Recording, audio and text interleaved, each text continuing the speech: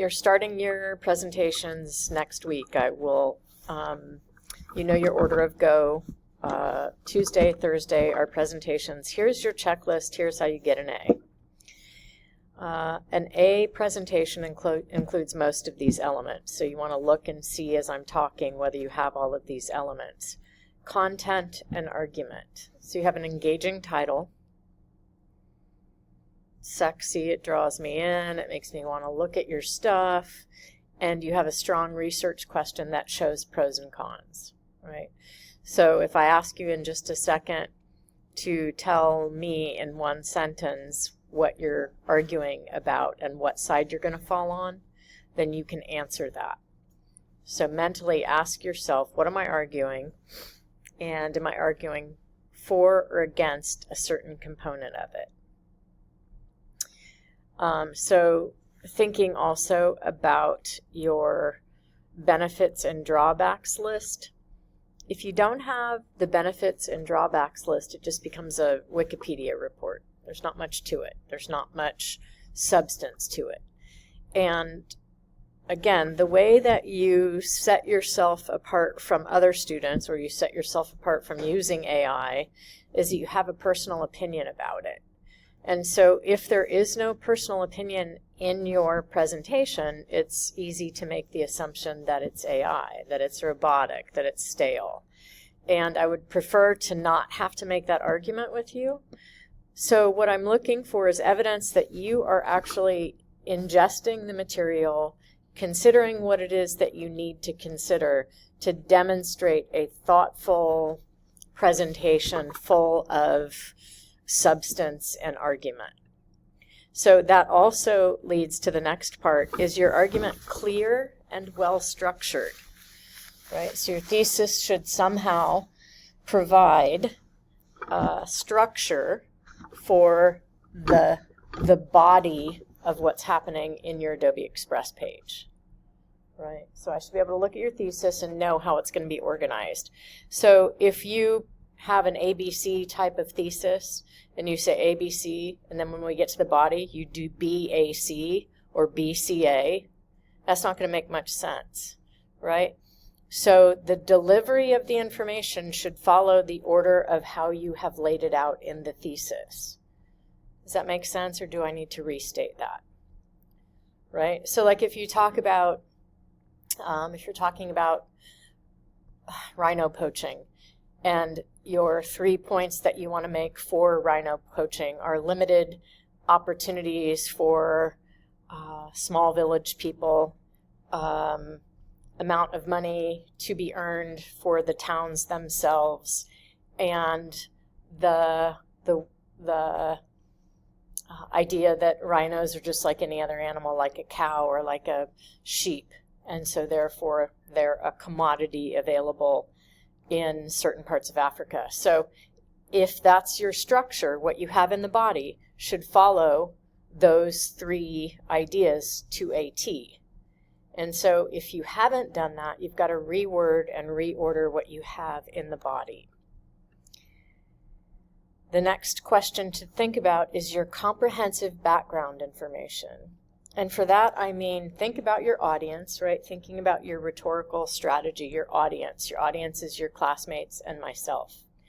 So I know nothing more than likely about your topic. So if you don't have some sort of historical context, background information, a brief contemporary explanation of what's happening in society as a result of your topic, then you probably don't have enough background information. So you probably want to think about your background information in terms of addressing a person who knows very little about your topic in a way that at least gets me up to speed to listen to you. Your balanced exploration of multiple perspectives, and again, this goes back to that idea that you are engaged in the conversation, that you yourself are an informed, educated learner, and that you have done something in preparation for presenting this information that you may or may not have heavily used AI to gather. You have to own it, right? And so your impactful conclusion with a call to action. What do you want me to do? What do you want your viewers to do? Do you want them, for example, to, if you're writing about perhaps cattle ranching in the Amazon, commit to eating less meat? Do you want your audience to write a congressman or a senator? Do you want your audience to think about their own choices in terms of diet? Do you want them to do the opposite? Do you want them to argue for more agricultural land to be dedicated to growing and feeding cow? So what is your call to action? The idea of synthesizing information leads to the next part, your strong organization and flow, your transitions. So your transitions help navigate the complexities of what it is that you're doing. And so the idea of firstly, secondly, thirdly that we worked on at the beginning of this semester can come into play as a result of thinking about your transitional devices in your organizational structure. Additionally, right, you want to use your meme. Your meme should be in there. Not your whole poem. Remember that you need lines from your poem rather than thinking about the whole poem. What lines from the poem that you presented earlier in the semester are most relevant to add some sort of artistic dimension and emotional component to your argument? Because that's what poetry does. It makes argument, but oftentimes it lies in the realm of emotion as opposed to statistics. References to class readings, right? So a line from Greta's speech, part of your diagnostic essay, film reference, right? Refer to things in the class that you have done, that you have studied, that you have understood as a way to add dimension and depth to your own argument. Insights from your assignment that helped shape your perspective, thinking about pros and cons, learning how to debate. In addition to that, your visual and data representation. So do you have graphs, charts, images that support your argument? Think about your color scheme in your Adobe Express page. Does it support whatever it is that you're talking about? Think about your, if you're using subheadings, the titles of your sections. And do the titles of your sections, again, match your thesis and flow throughout the context of what it is that you're doing? And then ultimately thinking about 10 sources in MLA format. You need 10 sources at least. You probably will have more than that.